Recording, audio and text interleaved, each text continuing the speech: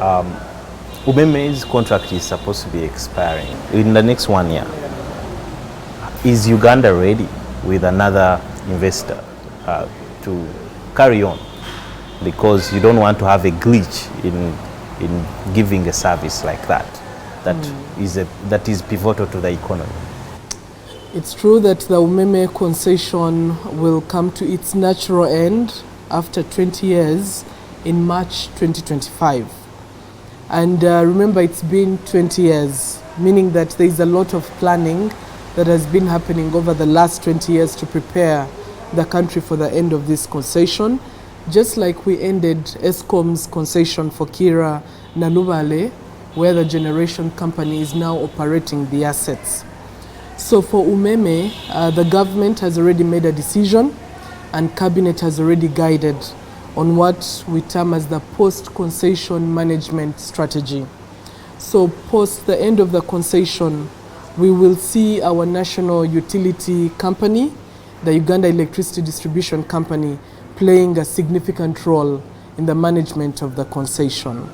And the cabinet also guided that in order to leverage from the strength of the private sector, especially in mobilizing capital, then the Uganda Electricity Distribution Company can enter a joint venture with a private company, but the Uganda Electricity Distribution Company would be the majority shareholder.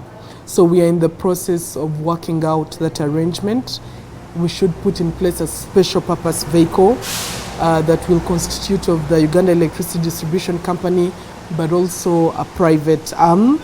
And together they should be able to run the concession post 2025. Can Umeme apply for the renewal of their concession or be part of the deal that you want to come up with, where the Uganda Electricity Distribution Company will be in charge and taking the bigger share of the venture? Regarding the renewal of the concession, the government has been very clear that the concession will not be renewed post 2025, and that's why we've already started the arrangements for the takeover of the concession. However, regarding whether Umeme can participate in the next arrangement, where cabinet did give a leeway of a possible joint venture with a private sector investor, why not? They just have to understand our criteria, and they can also apply among others, because it should be a competitive process. And should they merge the best, why not? Then they could be that partner. And of course they have leverage because they've operated the concession for 20 years. So most likely they would also be on good footing, but that we can only wait to see how that process goes. And in the interim, we have put in place the structures to support the transition. We've put in place a joint technical committee within government that is planning for the end of the concession, but also a steering committee at ministerial level that is kept updated. But critically, because we are dealing with an end of the concession, we do have a coordination committee where government sits with Umeme to plan for the end of the concession. How do we deal with the staff, the transition of the staff of Umeme? Just like we did for Eskom, we usually integrate a big number of the staff into the new arrangement. For Eskom, the Uganda Electricity Generation Company Limited took on over 90% of the Eskom staff, former, who are now UEGCL staff. So that gives comfort to the current staff that they still, because the network will continue operating. The network will require staff, and they are already working with Umeme. They have the experience, so they would have leverage in accessing the opportunities that will come with the end of the concession. Umeme is heavily investing in the infrastructure, and they have invested heavily in it.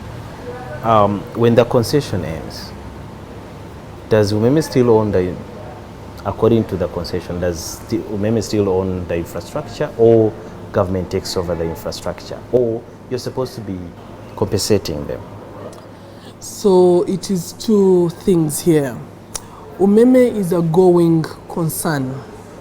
On an ongoing basis, they are investing, although albeit minimally now as they approach the end of the concession.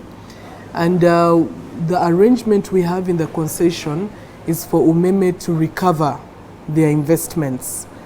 And as they recover, these investments are on the books of the Uganda Electricity Distribution Company Limited. So the assets, the grid, the network, the Umeme footprint is actually a government asset. So they've been recovering their investment. But as we come to the end of the concession, because it's a going concern, there will be certain investments that are made that have not yet been recovered.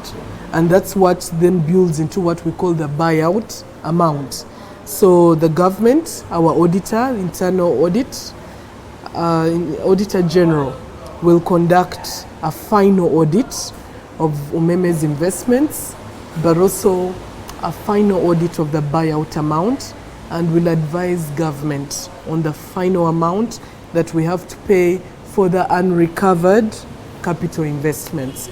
But the assets today belong to government. The way the concession is structured, there is a point where you audit, you do a final audit, because they're investing, it's a going concern. However, today, we do have an idea of how much the buyout amount is as of today. And what Auditor General will be doing is then audit to get the latest as the concession comes to an end. So we are aware of how much. How much is it? Approximately. We are in the tune of about 225 million US dollars. And that will be audited, and a final buyout amount will be determined at the time.